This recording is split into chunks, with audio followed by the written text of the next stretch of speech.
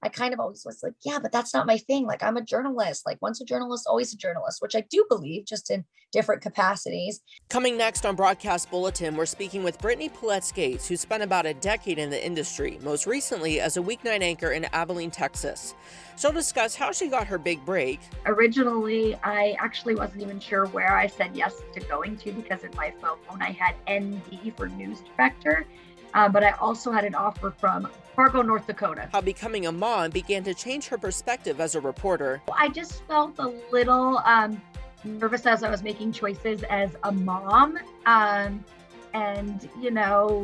felt like I had to do everything perfect. And why she made the jump over to real estate. So I took the real estate test and I passed and started doing it with my husband, and it came really natural to me. And so much more. This is Broadcast Bulletin.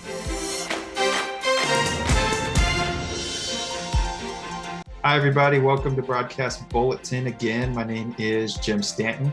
And I'm Jacob Brooks. Good to have you along with us. And before we get started, I just want to say thank you guys so much for coming on this journey with us, whether you're watching us on YouTube or listening to us wherever you get your favorite podcasts, whether this is your first episode or you've been here since the start. We really appreciate it. And as always, I'll never stop plugging these. Make sure you follow our Instagram at Broadcast Bulletin. Go to our website, broadcastbulletinpodcast.com. And of course, subscribe to our YouTube. You can just look us up and we'll pop right up there. So on that note, let's introduce you to our guest. Today, we are welcoming Brittany Pelletz to the show. Brittany knew she wanted to be a journalist since September 11th, 2001.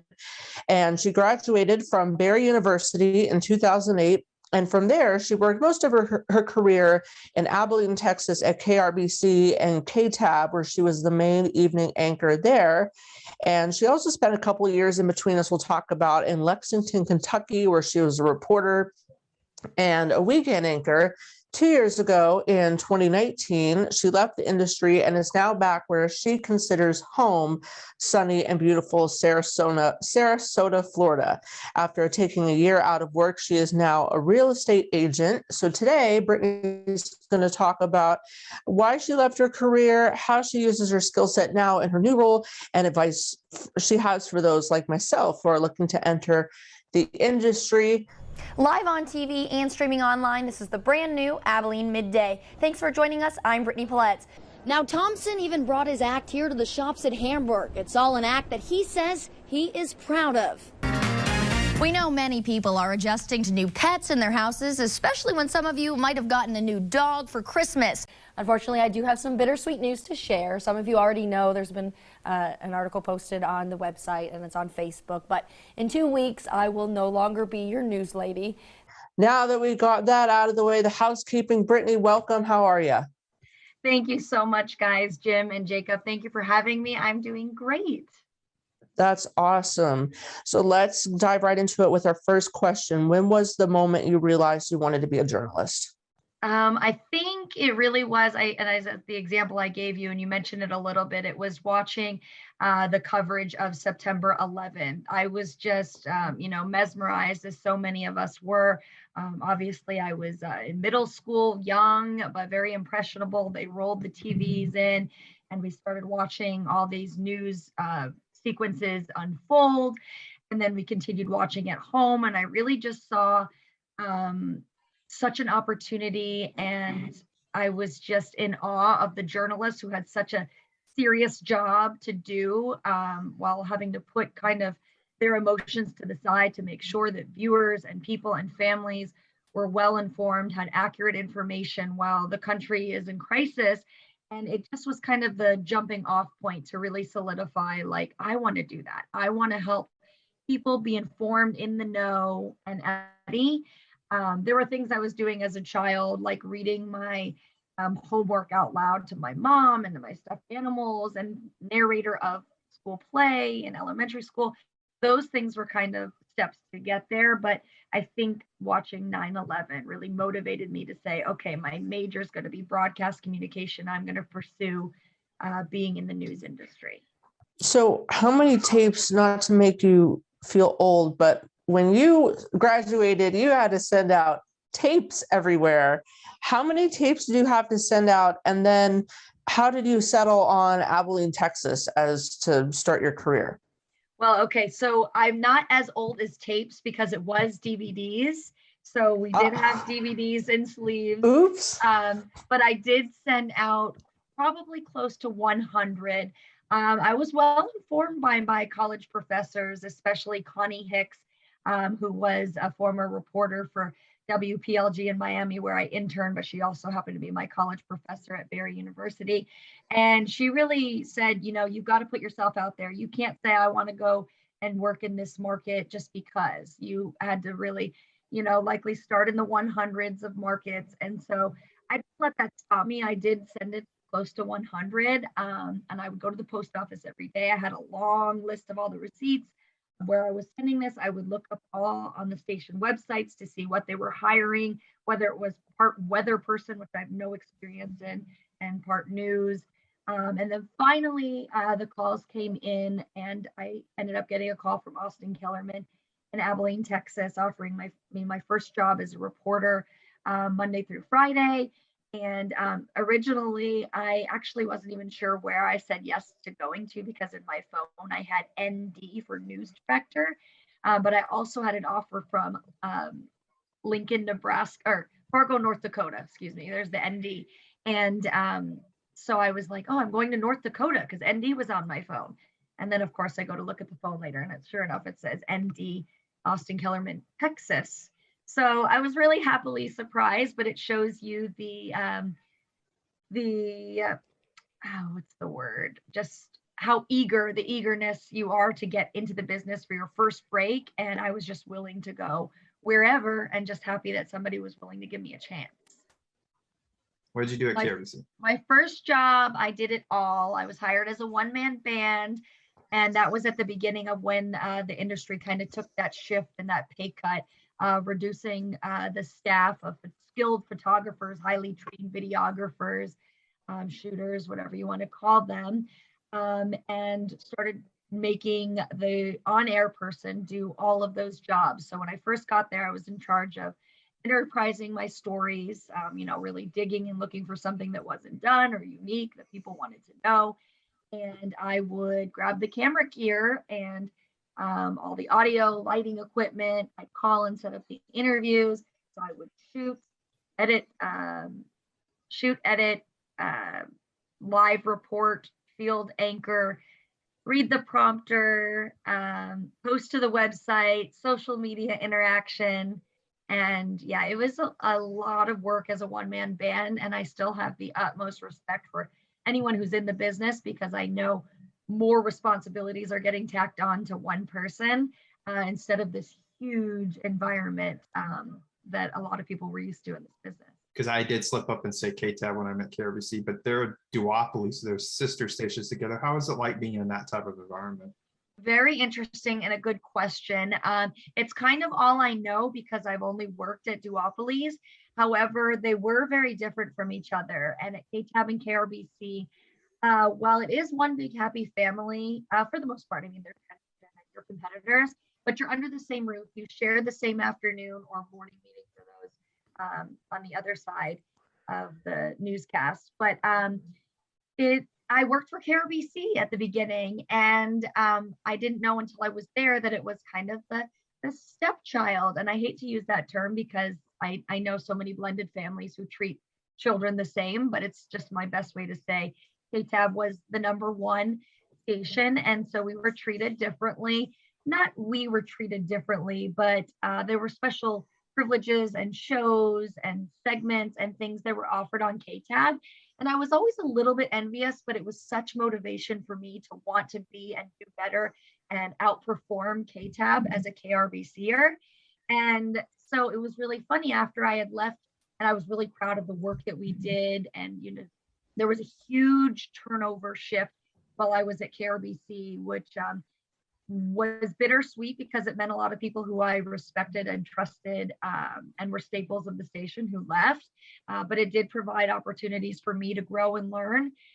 So when I left, I felt this loyalty to KRBC. So I never would have imagined ever working for KTAB, the competitor. But of course, I went away, moved on in my career, and I was moving back to Abilene, Texas to my husband. And there was the main anchor position open at KTAB. And Randy Turner, my former co-anchor at KRBC, was like, I feel like this job is supposed to be for you. And I was like, really? What do you think? And then one thing led to another. And I was like, you know what? You can't think of it like that. This is a great opportunity to serve in a community that you loved, and to, once again, hold that role and importance. And so it was interesting though, being on the other side, and the grass was greener. I will say that it did live up to the hype. And so it was just unique, I guess, to see it for both sides and to have worked for both positions. Did the average viewers even know y'all were associated with each other? They did. Most places that you would go, people would be like, oh, is this KTAB KRBC? Yeah, there was definitely a blending that was sometimes frustrating because you wanted to keep that identity. But at the same time, sometimes it worked in your favor. Somebody would be a loyal viewer of one and the other. And, I think there's a little bit less loyalty these days, and people kind of surf and go back and forth.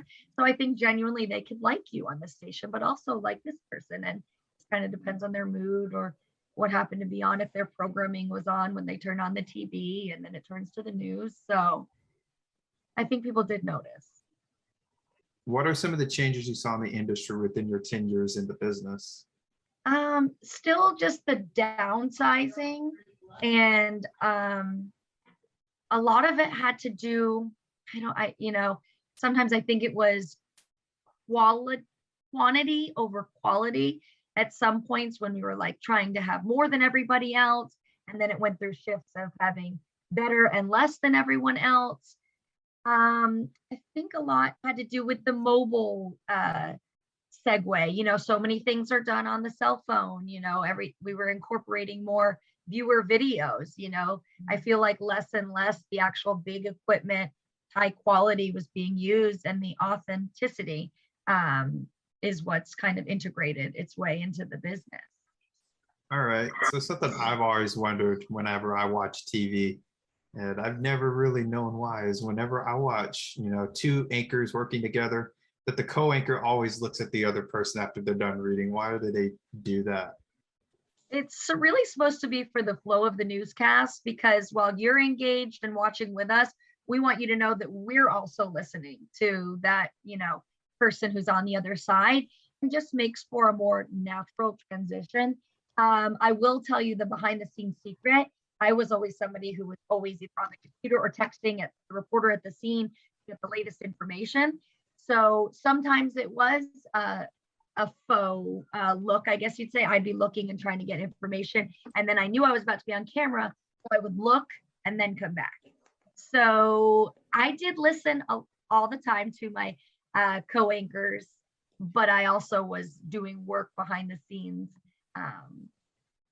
So some of it's natural, some of it was a little, what's the right word? I hate to use the word staged, but just habit, maybe.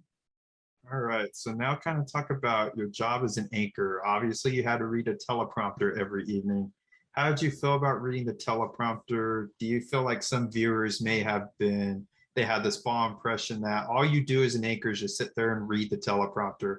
But was there really more that goes into a job as being an anchor, and specifically reading the teleprompter? I think there's a lot you have to do with that, like making sure you pronounce the words right, rewriting scripts. So did you ever feel any pressure reading the teleprompter? Oh yeah, lots of pressure. But I think that most people, especially if they watch me for years, know that I like straight off that teleprompter so much, because I have a lot to say, and I like to, when it's appropriate. I'm not going to, interject a serious story that you need to get the facts across. But if we're talking about, some silly contest or a little more lighthearted, I absolutely would stray off of what's in front of me.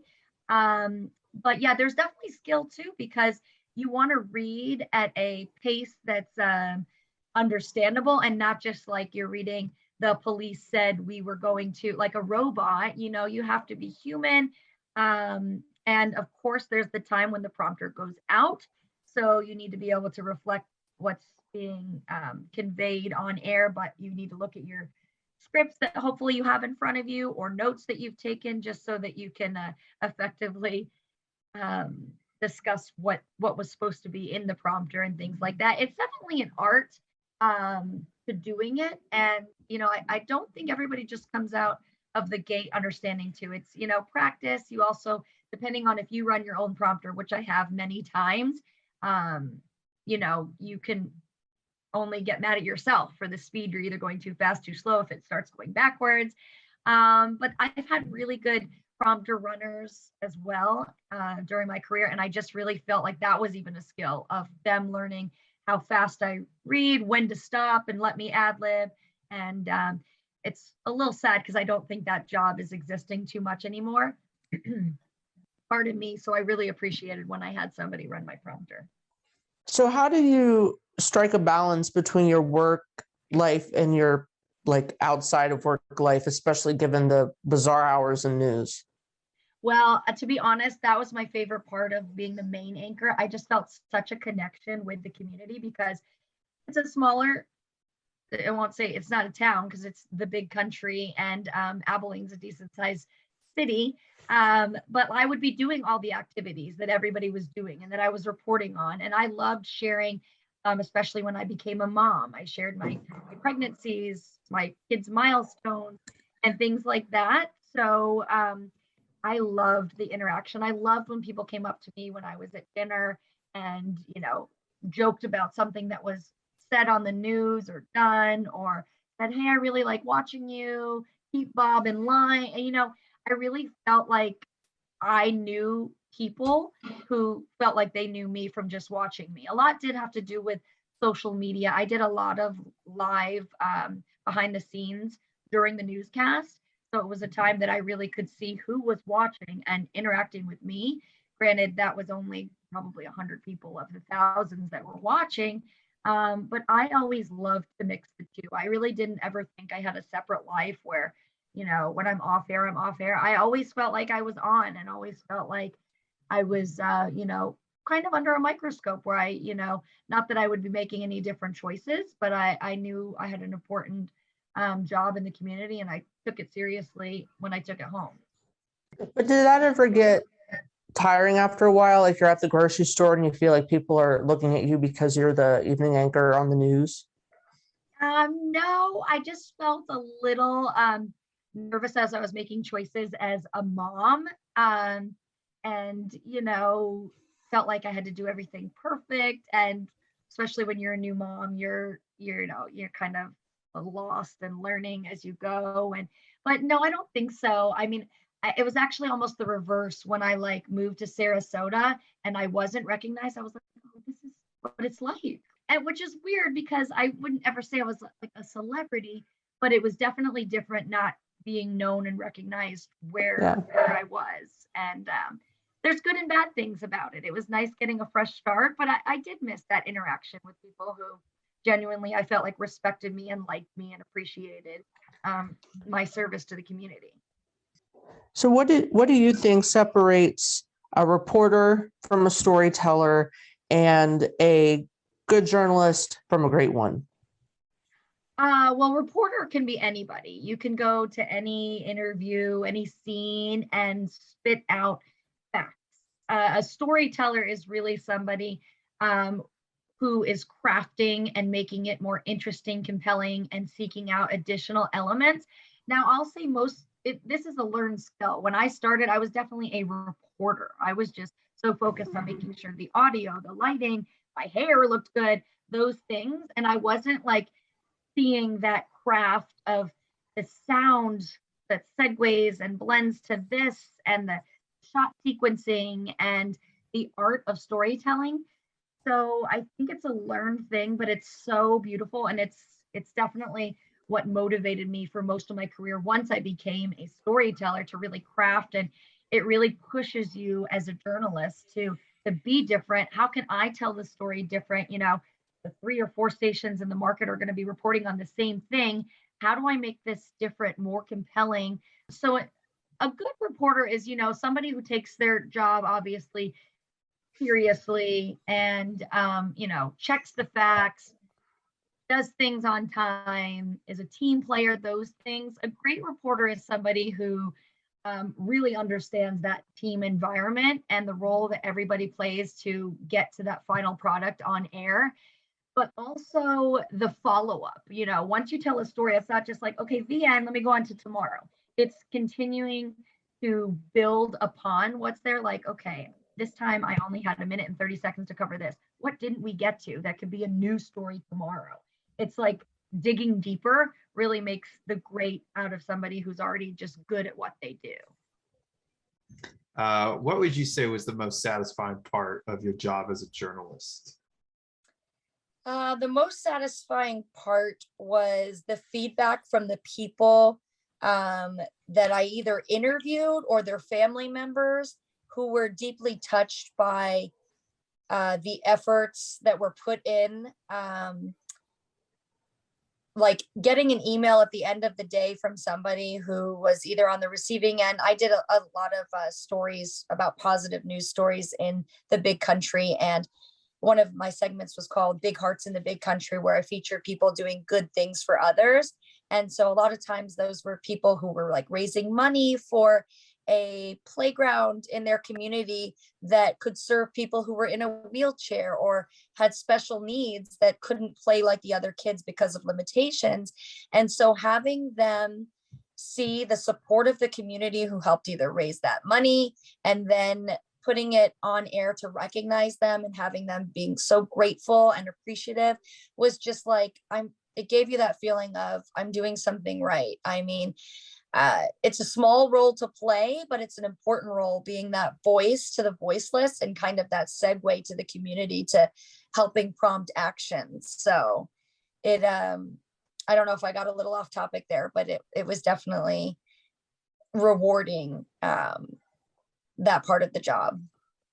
So I guess going off of that, what was your most memorable story, or like your favorite story that you covered?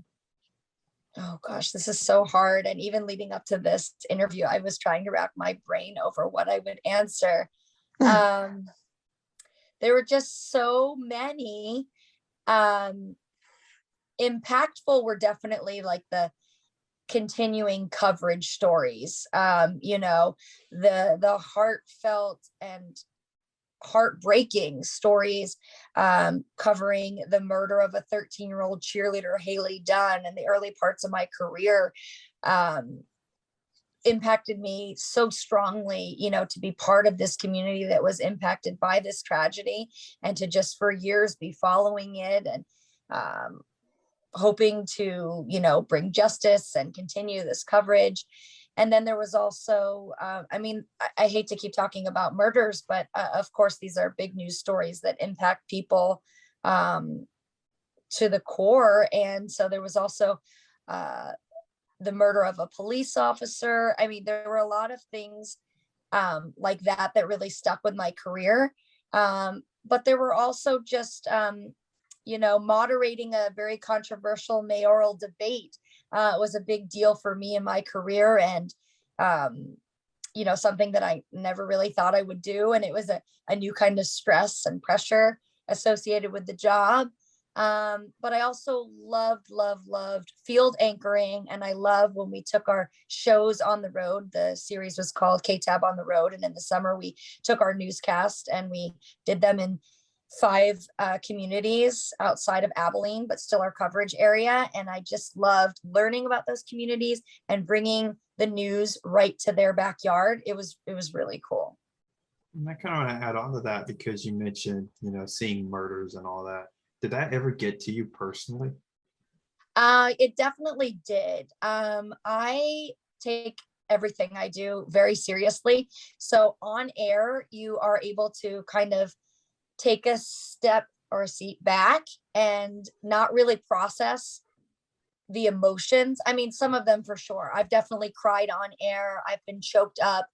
I'm human. Those things definitely happen. And I think people appreciate that instead of you pretending to be someone you're not. But I did work really hard to be a professional because it wasn't my job to, you know, put my emotions on display. I had a serious role to play. And Yeah, it did play a role. And I think when I was off air and I like digested what was happening, it was hard, especially when I became a mom. I feel like that elevated those emotions and those feelings. And of course, you're reading stories that, about mothers who lost their child or who have a child who's fighting for their life.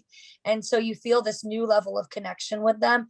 So you do take it home with them. And my husband was a police officer. So our conversations were not like, I would say, the average person.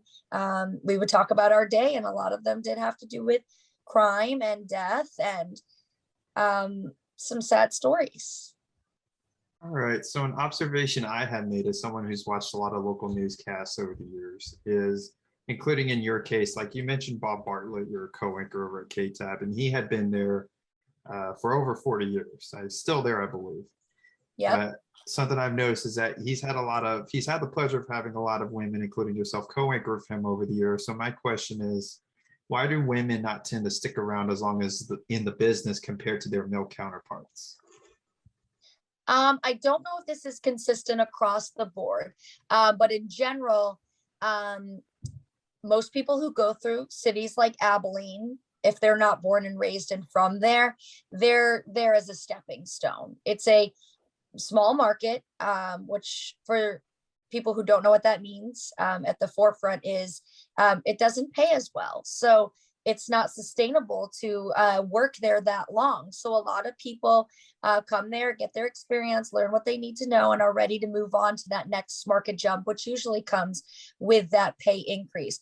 Bob is somebody who started there in Abilene and then, got married, had children, and things just continued. And he really didn't have the need to leave. He loved his community. And I think he was there at a time when people really started to have that person that they trusted and counted on. And so that was the reliability and things. And and he's great at what he does. He's a very talented, skilled professional man who takes his job so serious. And it's definitely his home away from home. And so I do think, though, I will say, if we're going on the male female thing, I still think the shelf life, for women is shorter. I do think, I don't know if that's so much industry driven. I do think a little bit has to do with that, but I also think that once women become mothers, and that's not to say those who don't pursue motherhood or can't become mothers the way that they want to in the time that they want to, but it does change your priorities. And so I think that has a lot to do with that turnover in the business. I think I was one of Bob's longest co-anchors. Another observation I made, again, is after female anchors such as yourself get married, they tend to keep, and that's not to say across the board, but a lot of them tend to keep their maiden name on the air. So I would, like in your case, I believe you still went by Pelletz after you got married.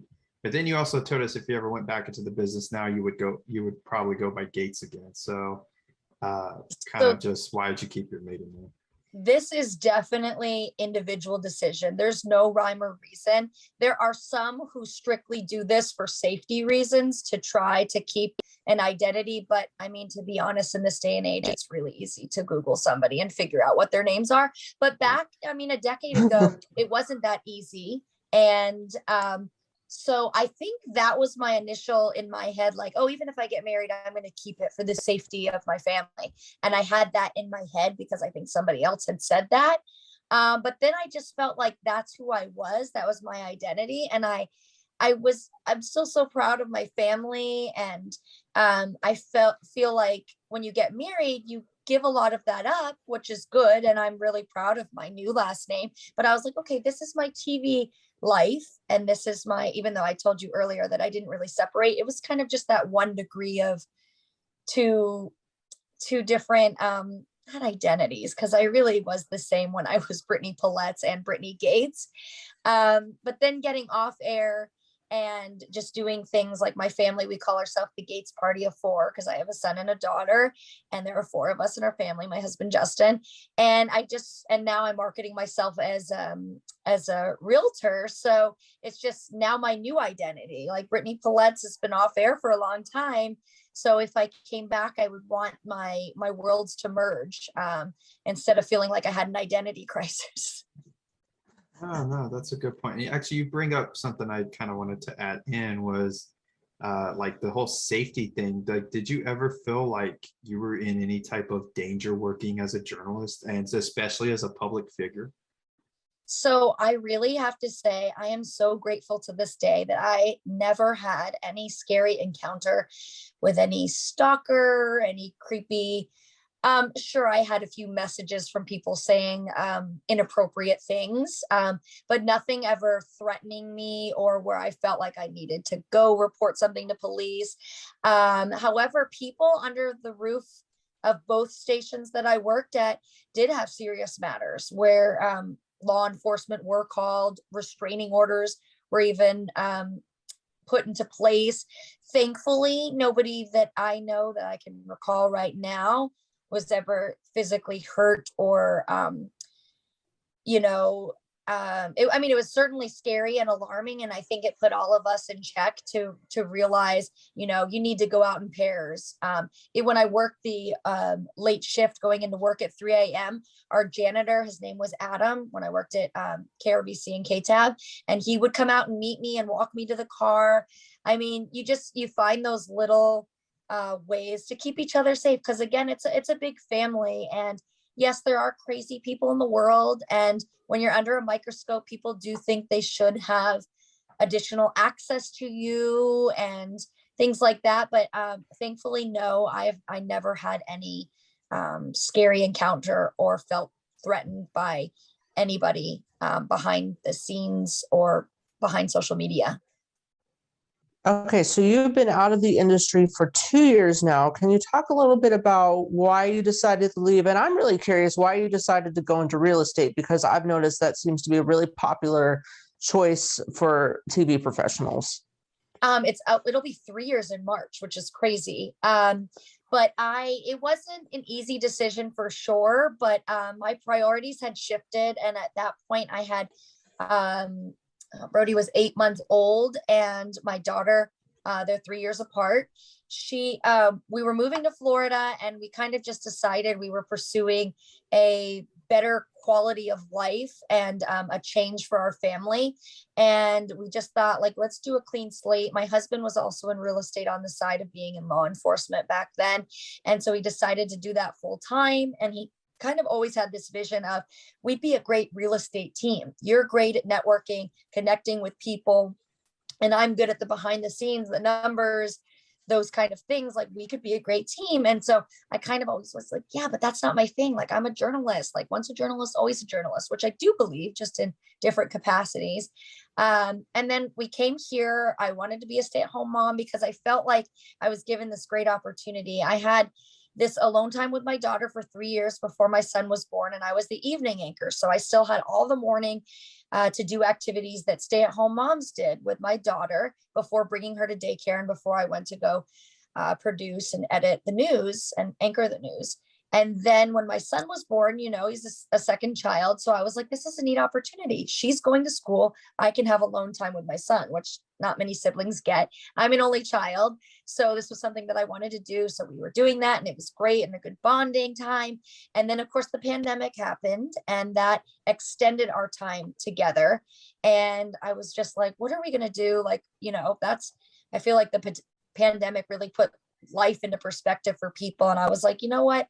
I love being a stay-at-home mom, but I know it's a good time for my son Brody to go to school for socialization and other reasons. And it's good for me to kind of get my, not my identity back, because I won't say I lost my identity, but I am a worker, and I do like to be successful. I'd like to get a paycheck and those kind of things. So I took the real estate test, and I passed, and started doing it with my husband, and it came really natural to me, this is the segue into why so many may cross over. So much of what you do is the same in terms of meeting, talking, being with people of all different walks of life, all different budget, price points, and that connection with people. I think that's one reason why I was respected and trusted was what you see is what you get. I'm authentic. And so that translated well into, selling property. I also, always enjoyed looking at property, but it stimulated new appeal to do that, to see properties. And then for me, I kind of treated it as I did with stories, where you want the final product, getting to that closing day. It is like tying a ribbon on all your hard work. Granted, it's a little bit longer than most day turn news stories. It's usually 30-day close, but was just very satisfying to, get to the finish line, to help people make the biggest purchase of their lives, and, knowing the impact you had on their lives. I knew I made an impact on people's lives telling stories and being that news anchor, but now it's just an amazing way to see the difference that you're making, and making it a less stressful experience, because it's a big deal buying a house or investment property or selling one. You're still getting to interact with those in the community, just on a smaller scale. And I will say, on a less negative way, I used to have to knock on doors of somebody who lost their loved one, whether it was in a car accident or a fire. And I'd be asking someone in their family if they wanted to talk about it, and to kind of give their, how they want their loved one to be remembered. So I'll tell you, it's a lot easier knocking on a door to say, do you want to sell your house? Because it's a great time to do so. There's little inventory and a lot of buyers, and you could make out with a lot of money. So it's a much a much easier way to talk to a stranger about something. But just being honest, it doesn't pay that great. And I knew that all during my career as a journalist. And you don't go into the business to make a lot of money. The Today Show anchors are making a lot of money, but the rest of us are not. And so now that I've been in real estate for a little bit, and you can make a lot more money in a shorter amount of time that doesn't require so much of your time, it's hard to go back to that. So we've touched a lot on the changes in the TV news world. So this is kind of like a two-part question. First, what should the industry do to attract and retain viewers, which, as we know, they're having some issues doing right now? And then what do they need to do to improve the work-life balance, like you mentioned, and retain their employees? There's got to be a lot of social outreach and interactiveness. So social media is huge. This is a tool that we need to keep expanding on and keep including. And I think the more that we can do to being outside of the studio and that connection to the community, the better, because that's going to get people to know you outside of the box or rectangle, whatever they're watching you from. And so I think there's a huge opportunity, but also just to, take it serious for sure. This is a serious job. And I mean, you mess something up, you can ruin people's lives and their reputation. So yes, it needs to be taken serious, but it also needs to be relatable. So anything that people can do to bridge kind of those two worlds is going to be advantageous. And I think the more focus on the viewer video and things like that, of giving people that role in the community, that like, hey, if you're there first, you shoot it, see it, so that this can be held up in court later and there's less room for error, and things like that. So I think those can be ways to do that. I think like allowing a little bit more leeway for being off or being sick, and not having it be such a stigma of like, oh my God, like if you leave, you're going to be replaced. The next person who's younger and more eager and doesn't have kids to be here. I think it's just that more allowing us to be humans, to have bad days, to have mental health days, to, do those things without feeling like jobs are being threatened or at stake. I think that is huge for that security and just understanding, even if it is ratings time, but if there's a play that your kid is in, if there's a cheerleading competition, to allow it to be okay to miss work, even though that's not what you do during sweeps and ratings period, making a little bit more exceptions for people to live their lives outside and do the things that the viewers are doing. I understand not being off for weeks and months and traveling the world, unless it's for the story. But I think that would be a better way to keep people. And then, of course, pay. I don't know what the answer is there and where else to make cuts, but journalists work really hard and they're certainly underpaid, as so many professions are. But yeah, that would help. You mentioned sweeps. So for those who aren't really in the business or don't know this, can you kind of just explain that? Yeah, there are 4 months of the year where this has changed too. So this is kind of old news, but before it used to be with Nielsen, the company, where they sent home the books for you to, essentially say who you're watching, why you're watching, what you're watching. And that would help boost ratings. And of course, ratings mean you can get more for advertising, which in turn pays more to the station. And so it's this trickle down. So for those 4 months, you're producing special series and content to attract more viewers and a little bit more racy things. And because that's the time when it counts. Yes, what you do year round counts, but those are the months that are being counted by those casting their vote, if you will, for what they want to watch. And so those months of the year are February, May, July, and November. And in Kentucky, when I worked there, though, it was also March because of March Madness and the Kentucky basketball. And when you live in a state that takes March Madness very serious, when you have a great team, so that adds a 5th sweeps month. All right. So someone is in college like myself. They're wondering, they're going to school for journalism. They think they want to go into TV news. They're reading all this stuff about the industry. They're, hearing what you have to say about pay and work-life balance. And they're like, maybe I shouldn't do it. Should they, still go forward and go into TV news, or what advice would you give them? I think anybody who has a dream of doing this needs to pursue it. Everyone's journey and experience is different. So you really need to at least give it a try to make your own decisions of whether it's the right choice or not for you.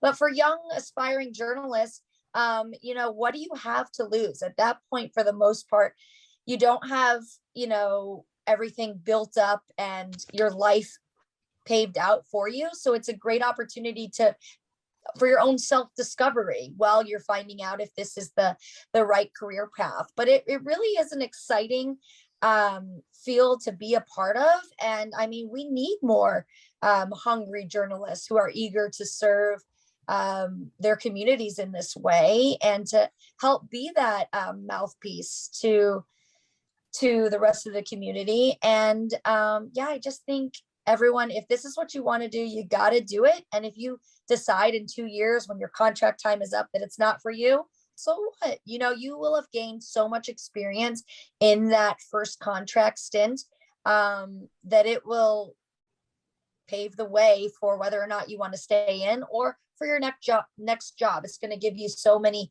valuable skill sets. And I think it's just a huge time of self-discovery. And I think if you work hard, you can do it. All right. So where can our listeners find you on social media? What is your social media professional accounts or website, whatever?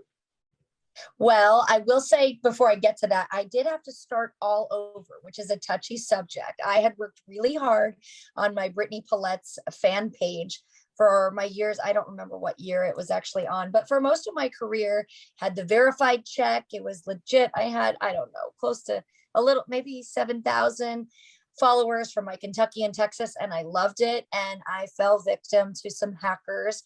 So I had to start over. No.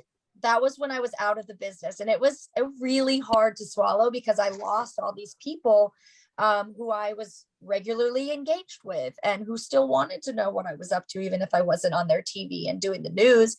So it was really, really hard. But I was like, you know what? I've got to swallow my pride, start over. I'm in Sarasota, Florida as a new person, new realtor, mom of 2, family of 4. And so my page on Facebook is Brittany Gates. And on Instagram is the Mrs. Gates. That's the MRS Gates, as that is my married last name. And I've had that since, I guess, the start of Instagram. I just never changed it. And I kind of combined professional wise. And then I am still on Twitter, Brittany on TV, and that's BRITTANY on TV. And yeah, I try, most of these days I'm hosting special moments with my family and cute things my kids do and just mom relatable moments, less news events. But yeah, I love to connect with people. And certainly if anybody sees this who was with me for my journalism journey, I'd love to reconnect.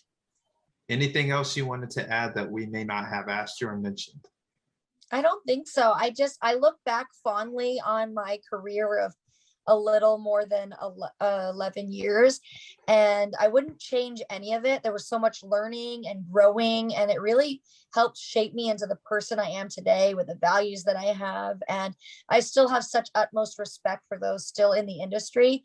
And I always come to the defense when people are blaming the media and being hard on journalists, because most of the people who are in the business are there for the right reasons with the right intentions and do good work. And I don't want that to go unnoticed. So I'm always, even if I'm on the sidelines, I'm always cheering those on who are in the business. Well, thank you so much, Brittany, for joining us. We really appreciate it. Yes, thank you. Thank you so much for having me. And I wish you both lots of success in this adventure. And thank you guys so much for listening. Make sure you follow us on Instagram, subscribe to our YouTube, and tell all your friends and family that we exist. We appreciate it. Bye. Yes, bye. Next time on Broadcast Bulletin, Josh Helmuth joins us. He's a morning anchor in Colorado Springs, and he'll tell us how he didn't realize he wanted to enter the industry until college. But I know a lot of college students say, hey, that looks like fun. And that was me. Why he made the move from sports to news. 9 times out of 10, a news job is going to pay much better than a sports job. Some misconceptions viewers might have about the industry. Or how about some of the viewers who think just because you work for an ABC affiliate, you're hanging out with like George Stephanopoulos and Michael Strahan after this show. And so much more. That's next time on Broadcast Bulletin. The views and opinions expressed by the guests in this episode of Broadcast Bulletin are solely theirs. They do not reflect those of their past or present employers, nor those of Broadcast Bulletin or its hosts in any way.